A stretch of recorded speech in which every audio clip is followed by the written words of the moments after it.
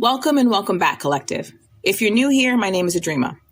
We're continuing our discussion on what I call the first stage of the golden rule, minding your business, because I hope to help you see beyond what you presently know so you can better understand the world around you, especially as it's ascending. And to me, minding your business is the biggest practice of the 3 rules, though it's not the most difficult. But by big, I mean that it covers so much more ground in your physical world than the other 2. It's like what I call the Taco Bell effect. And I don't know why I named it that because I really love T-Bell, so it's not about that. Anyway, the effect could be named after any fast food place. It's just about the concept of quick and cheap versus slow quality. A good Taco Bell run is just as important, and it hits just as hard as a several-hour expensive dining experience, right? But T-Bell serves more people, and its target market is far broader and more comprehensive than, let's say, Peter Luger, for example. Neither is better or worse, just different. A balanced life includes both because they satisfy a specific part of our lives. Minding your business is T-Bell. What would you do is like top tier, primo, super expensive Michelin star fine dining, right? It's the cream of the crop on this journey, but it addresses only a few very specific aspects of what we'll be working through. Shutting up is everything in between those 2, like fine casual dining. I don't know if any of that makes sense right now, but it will one day, I think. I hope. The point is that minding your business is so important because it tackles the majority of the external noise that's blocking you from living the life of your dreams. And that's all we care about right now, right? And I believe that understanding why you need to mind your business is so helpful with understanding everything else. So today, let's talk about the dimensions of consciousness. You may have heard a lot of talk lately about the 3D, typically as compared to the 5D. Being the first in my immediate environment to go through awakening, I found that there's so little information to assist those in the early stages. And I think that's mostly because those of us awakened were thrown into this mess by force and left to figure out how to navigate the dark alone. It seems that our job was to figure out the various ways through awakening and pay that information forward. I know what I wish I had as guidance during my awakening, so I believe it's specifically my purpose to make sure others know what I didn't. And it makes me really happy now to think that my struggle has a purpose, and was intended to help others find their own way. So all good things. I'm happy now and excited about this because I get to do this for my collective. You, my collective, are like me. We're not wired easily for blind faith. We're logical people who need tangible, though not necessarily physically tangible, but tangible evidence to allow things to settle into our psyche. We need to understand things deeply to assist our beliefs in forming. However, that seems to go against the very nature of faith and the unseen realms. Though in truth, I disagree that it does. I think that we can have it all, and we each have our own unique way of doing things and processing things. And the universe wants to give each and every one of us everything that we need uniquely to us to succeed. So here we are. I want to continue sharing with you the practical information that helped my mind grapple with and accept the unknown. And the single piece of information I got that really helped the big picture kind of click into place for me was this Quora post describing the dimensions. Before that, for most of my journey, all I heard was 3D this and 5D that. And I'm sure you'll probably experience the same thing. And of course, immediately I'm like, well, why are we skipping 4, Even though I knew it wasn't really relevant to my journey. Because everything I was getting was working. I understood the 3D, I understood the 5D, I understood the purpose, where I was, where I'm going. And I knew I could have gotten here without ever knowing why we weren't talking about the 4D. And I understand how many people do get by just fine without ever knowing. But me personally, it was driving me crazy. But when someone finally explained it, everything shifted for me. From then on, my journey got a whole lot easier because I didn't have this nagging sense that I was missing a piece of information. So my mind was then able to run alongside my soul's journey better instead of constantly feeling deeply confused, distracted by the missing information, and therefore frustrated. Okay, so here it is. And now I got this from ChatGPT recently, but it directly tracks the post I read last year. ChatGPT says, the concept of consciousness dimensions, 1D to 6D and beyond, is not part of mainstream science, but rather stems from spiritual, metaphysical, and esoteric philosophies. Each dimension in this context represents a state or level of consciousness, not a physical space like in physics. And I'm going to steal some information from ChatGPT summaries about each dimension and mix it with my own thoughts to try to make easier sense of it all for you. The first dimension is basic awareness. The focus is on survival and existence. And the experience is beingness without self-awareness. There is no individuality or awareness. 1D represents the atomic or cellular level of consciousness. Now, last episode, I discussed this briefly in how cave people operated, or really, at least, as we believe how cave people operated. And for the record, I don't pretend that I'm historically accurate because that's not the point. I don't even think anyone today can be historically accurate about shit that happened long before our time and wasn't directly documented by those alive at that time. Also, we all know about the many competing theories about history and how it's been taught and likely modified through the ages. Anyway, just bear with me. Cave people equal survival mode. They acted more than they thought about acting, if that makes sense. It's like the way other animals operate, or again, really the way we think they operate when we're not paying close enough attention to them. In my opinion, animals have been showing significant increases in their consciousness right alongside our own evolution. But I digress. The point is that there was a time when Earth and its inhabitants were only focused on survival. Survival meaning meeting basic needs to not die. The human equivalent is early primitive people as we understand them. Then evolution brought Earth to the second dimension, which is reactive awareness. The focus was on growing instincts while maintaining basic life. The experience was more about reacting to and learning from the environment, as opposed to just reacting like in the first dimension. The 2D was a transitional period in which humans were understanding more about the way things worked and how to utilize the known around us to create other new things. It's the period in humanity that can best be depicted by Croods 2, as I mentioned in the last episode. Humans were creating physical things to ease the struggles of survival mode, like the betterments. It's the period in time that the Bible basically glimpses over in its first pages. The Bible goes from creation to Adam and Eve to billions of years later, where people already had settled homes and the concept of ownership and property was in full swing.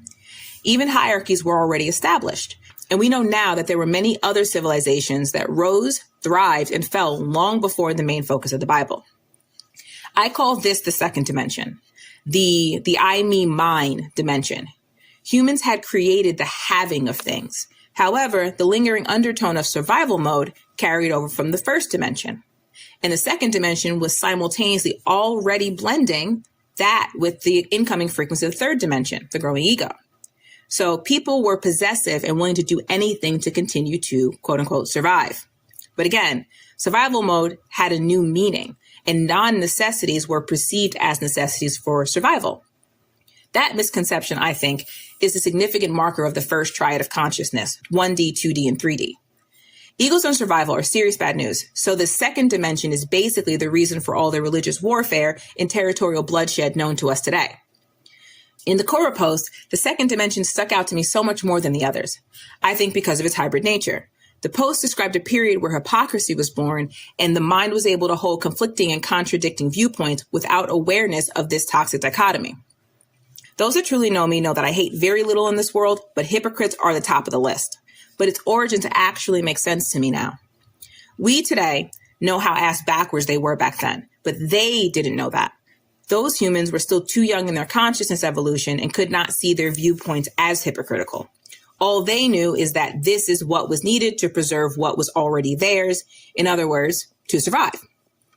So natural law became distorted.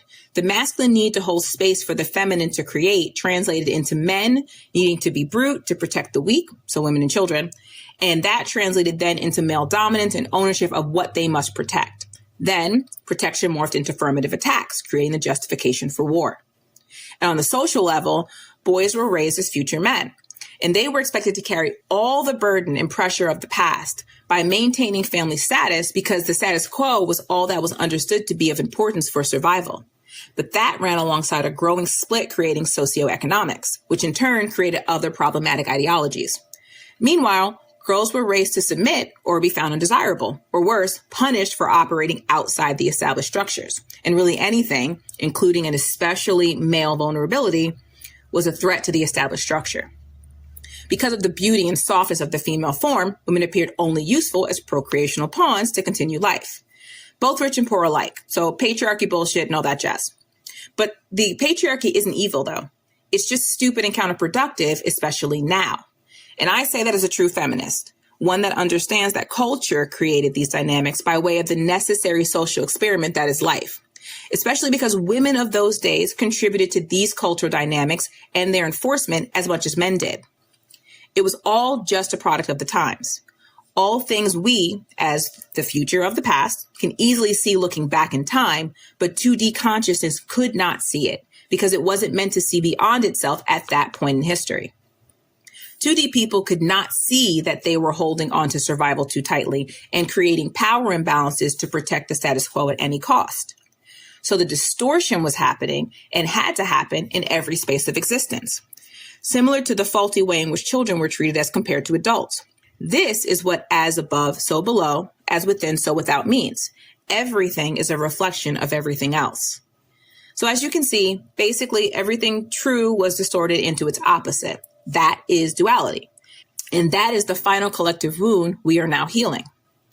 Luckily, and yet still so unfortunately, suffering is what pushes us on.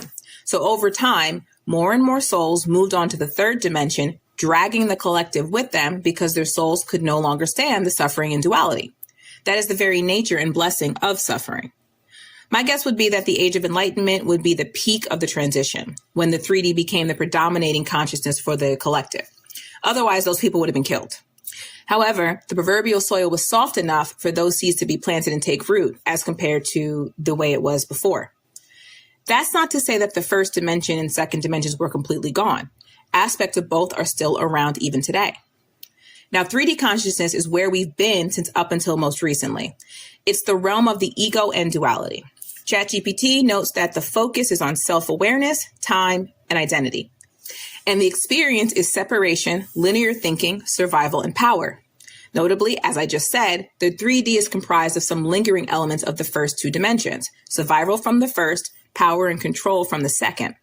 And ChatGPT agrees that 3D is where most of humanity is currently.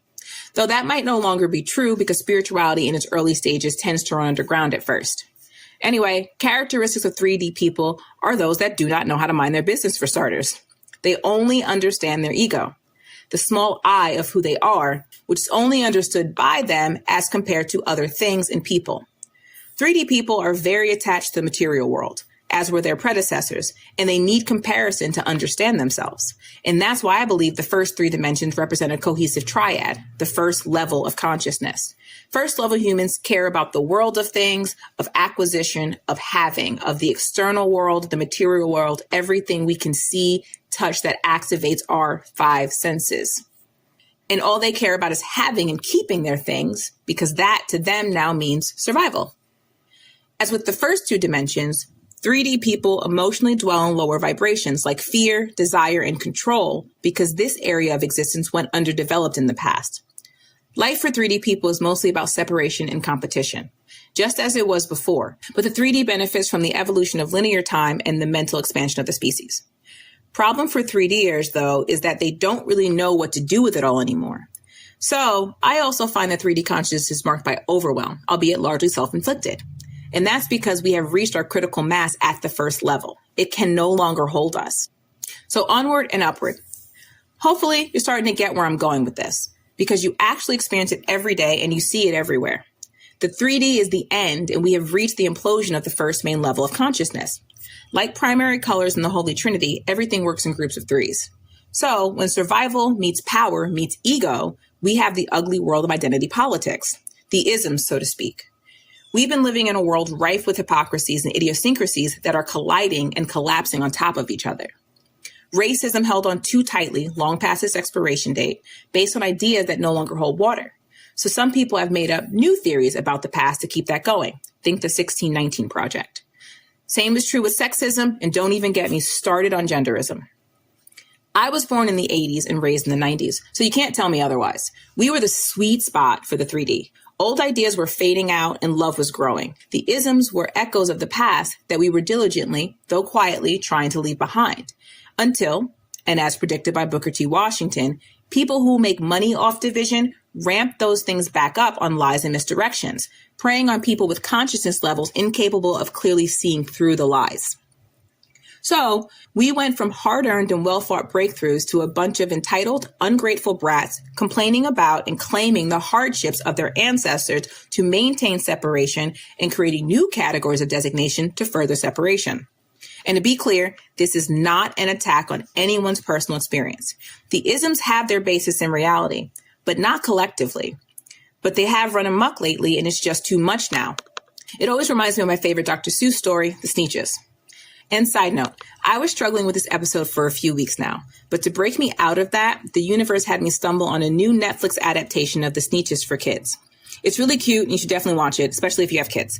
Anyway, this is just a little note about how synchronicities guide our way through life, because I had always planned to discuss The Sneetches, and the universe just sent me a little wink to let me know that I'm on the right track and I should keep pushing forward. Now back to the story. So the Sneetches are a type of creature, like a bird-looking thing. Some of them had stars and some of them didn't. So the haves and the have-nots, obviously, right? Until one day, a fox named Sylvester came along. Sylvester, aka Sly, get it? Sly comes along with this machine that can add stars for $3. He offers that to the have-nots so that they can be like the haves and in their minds overcome the discrimination dished out by the haves. With this dynamic, one would think that the have-nots are the good guys and the haves are the bad guys because they're all snooty, obnoxious, the rich people, the 1%. But that's a 3D perspective. The reality is the have-nots are just the other side of the same coin because they maintain their own perceived inferiority, which doesn't actually exist. If the have-nots just minded their own business, rather than chasing the image that the haves upkeep, they could have found their own worth and happiness without the need to imitate the haves. But that's not how the story went.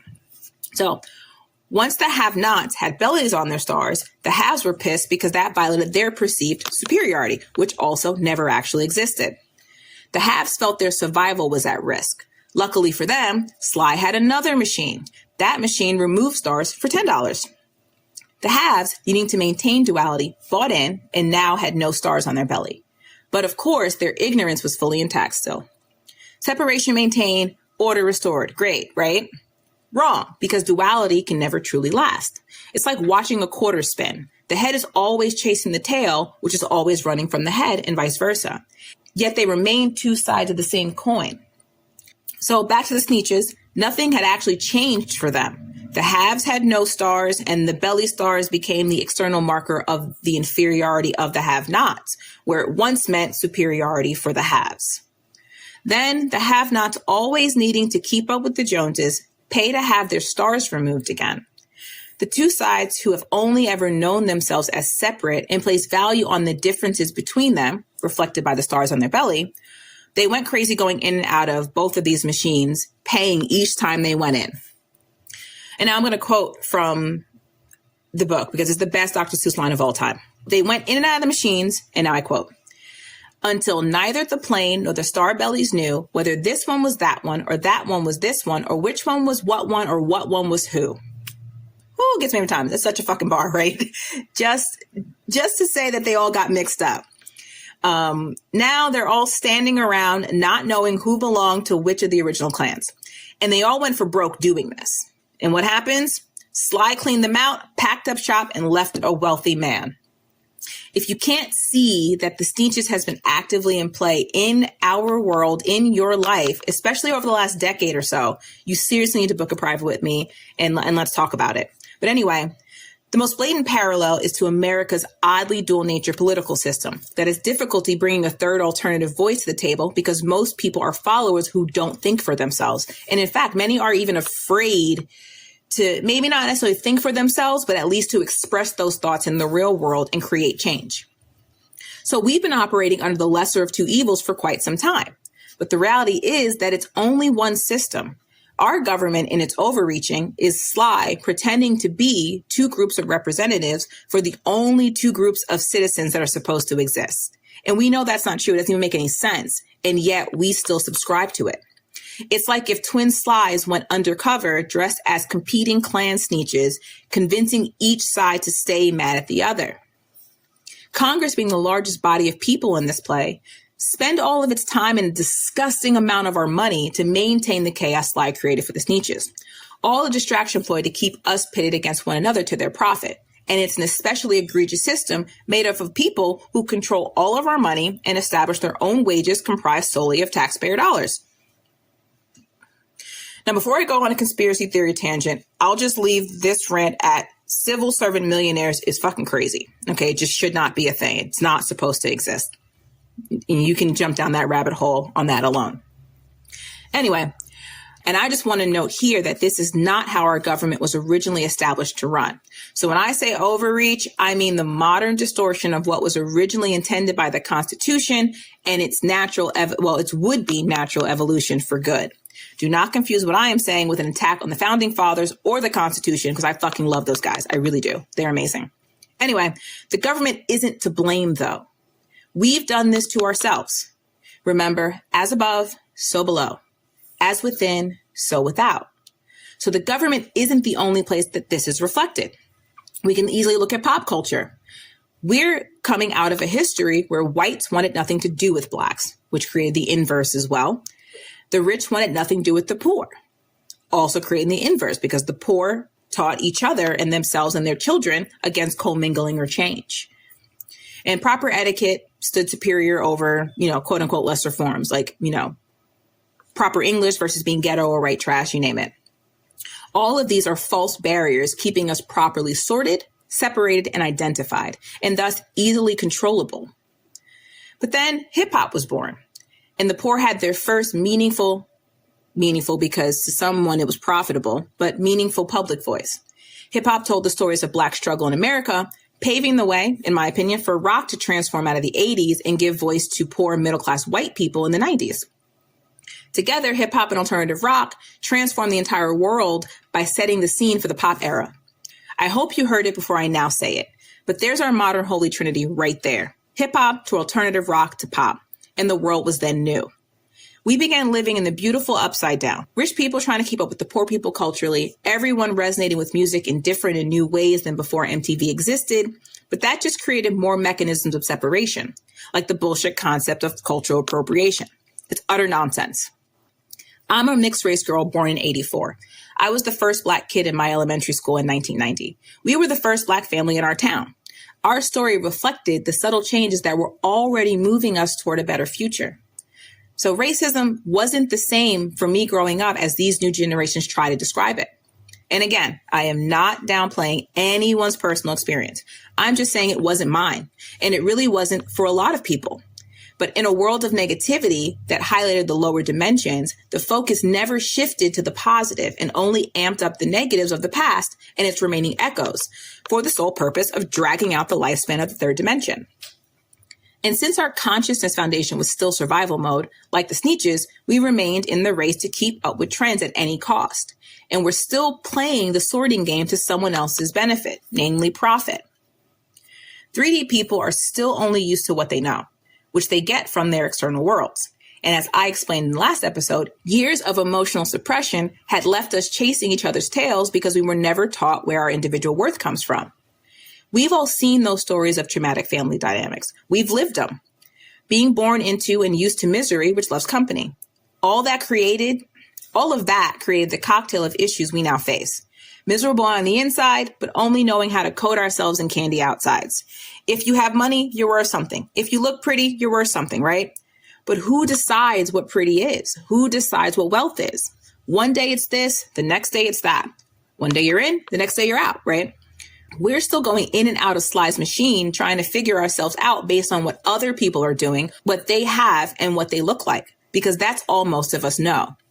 Unlike the Sneetches, who learned their lesson after going for broke, 3D people aren't quite there yet. They just form their own little groups based on this or that, whatever shared misery that brings them together and whatever outward disguise they can maintain. I get it now, though. I can see how being miserable together is very comforting. And when life sucks, we may as well. When your consciousness can't see a way out, companionship in misery is all you really have to make life worth living. And I've had my fair share of misery company too. And I love every single one of them also very much. Those were some of the best fucking times I've ever had in this lifetime.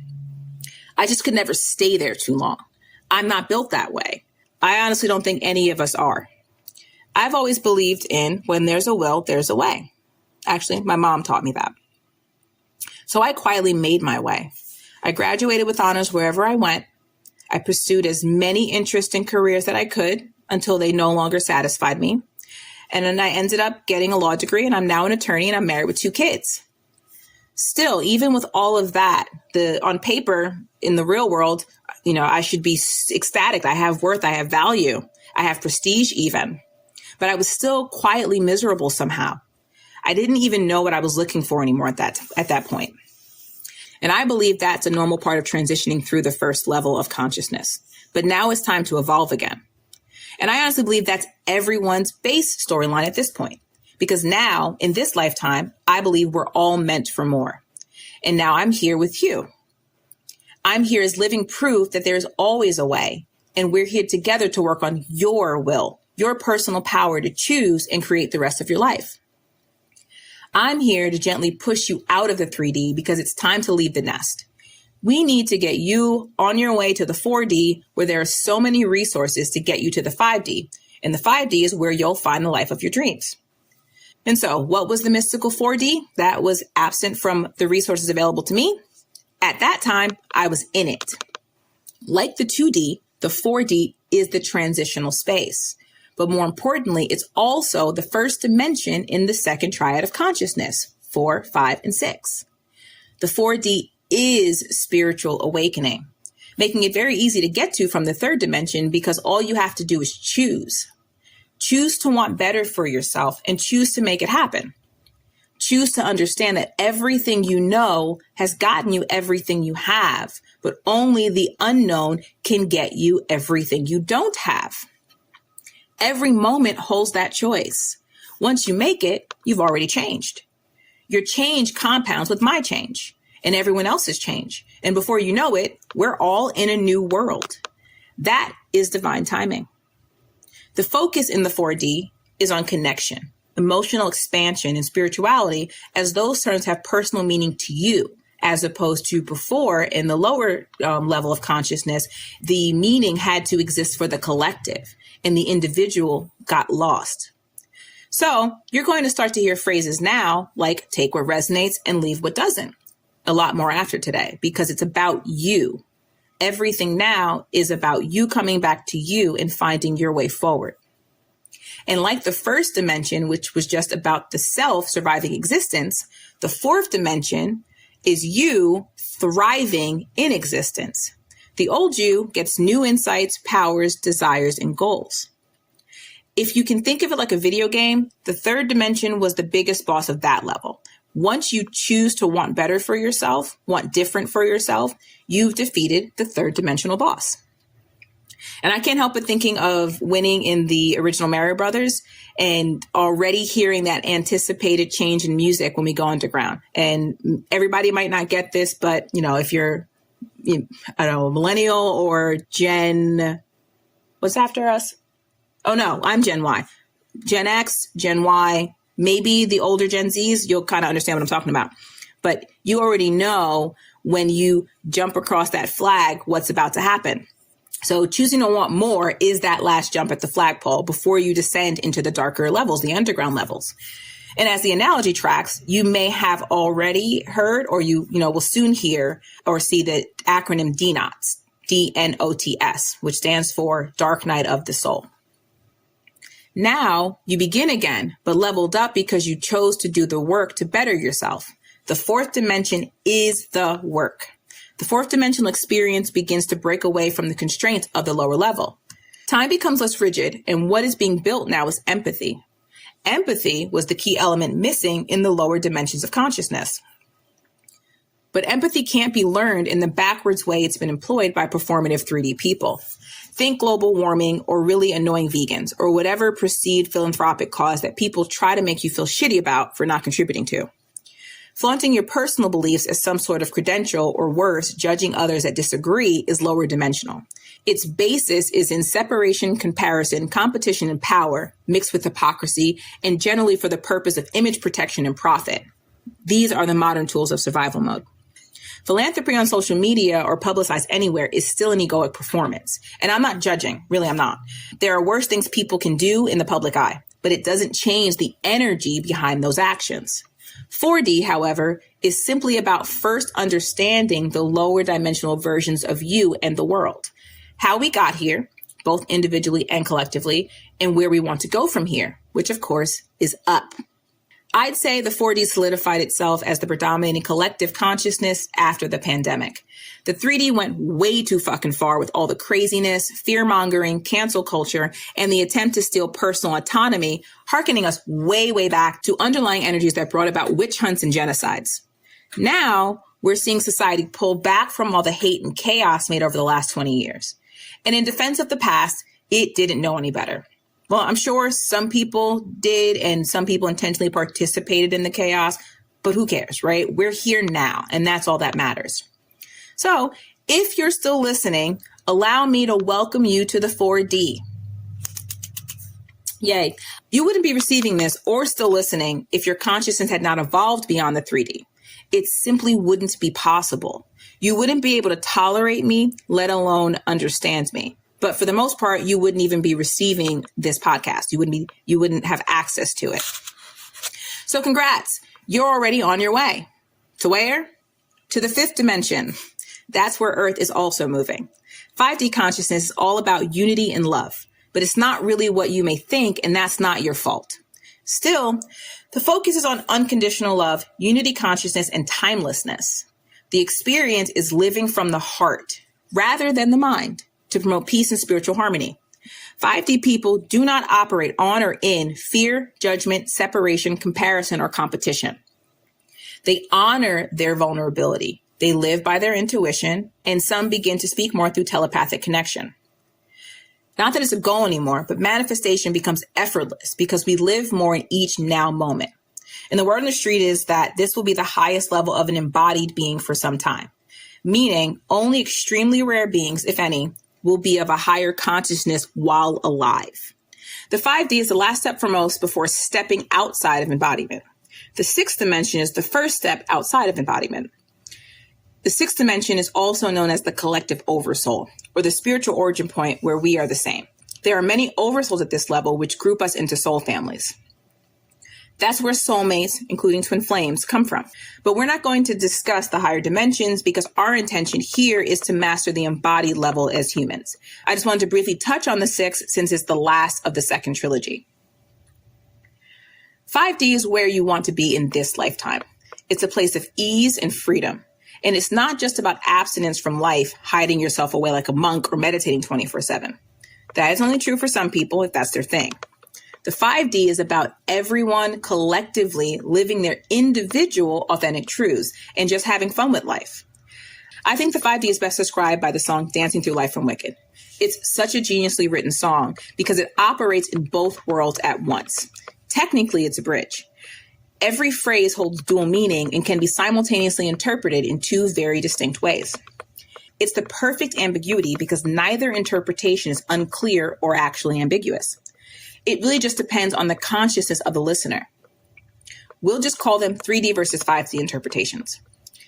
My favorite line from the song is, "Life is fraughtless when you're thoughtless. Those who don't try never look foolish." Being thoughtless isn't about being stupid, though. Not trying isn't about giving up for fear of looking foolish. But from a 3D perspective, that's exactly what it sounds like. Rather, being thoughtless means letting the heart lead you and the mind take its rightful place in the back seat, being used by the soul, and not the other way around as it has been. Not trying is simply the effortlessness that comes from being truly yourself.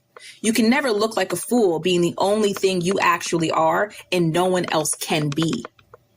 A 3D listener, though, hears Fiaro telling everyone to dumb it down and disregard societal conformity. It's cool to not follow the rules, care less about everything, but obviously only for a moment just to go to a party. We all get that. That's what the 3D is. Blissful ignorance in following someone else to instant gratification, no matter how temporary. And that's repugnant to the unawakened Elphaba, so she leaves the room. And that moment when she leaves reflects the duality of, over versus underachievers, both viewing the other as wrong. It's really no different than the Sneetches. A 5D listener, though, We hear Fiaro telling everyone to stop taking life so seriously because the point is nothing more than just to live it. Your purpose in life, is living, is just being here. And whatever the fuck you do with it doesn't really matter because you're already accomplishing your purpose by being alive. So you do as you please. And it's not for the purpose of, to stick it to the man, this other person here that you have to live despite of or because of, but you do it just because the purpose of your life is to enjoy life. He's not saying, follow or copy him. He specifically actually says at the end, stop studying strife and learn to live the unexamined life. Fiara was saying, learn from me, but live as and for you, which Elphaba epically later does when she defies gravity, flying off into the unknown to be her authentically powerful self, and even having to leave behind her best friend who wasn't yet ready to ascend with her. For 3 deers, life is a science. For 5 deers, life is art. You are life. You are truly a unique work of art. This podcast is part of my 5D. I love being a mom of 2. I love my babies. They drive me up the wall, but I love them. And I love being around and home for them. And I love caring for them and nurturing them. I love the importance they bring to my life in needing me and loving me back in the ways kids tend to.